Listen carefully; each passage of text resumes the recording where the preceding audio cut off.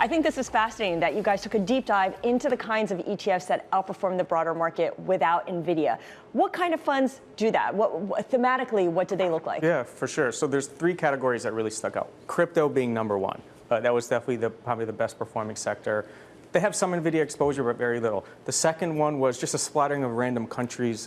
Japan, India all done really well.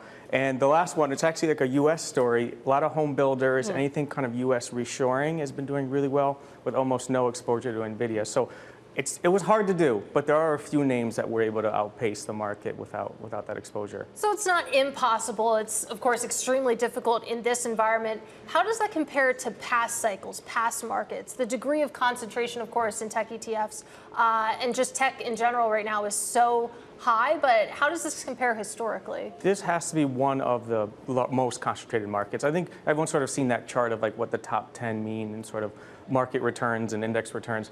But also ETFs were not as big, let's say, in the past when the market was really concentrated. So I think that first chart you showed was spot on, that it's been really hard to perform without tech. But if you're a contrarian, you can look at other there are ETFs that are able to do it, but I think it's just not an ETF problem, it's a market problem. Everything tends to be market cap weighted. Tech is going to eat up a lot of your allocations. But I think smart beta is a way to combat that. They tend to not be market cap weighted as much. So if you're maybe looking to avoid market concentration, that's an interesting area to look at.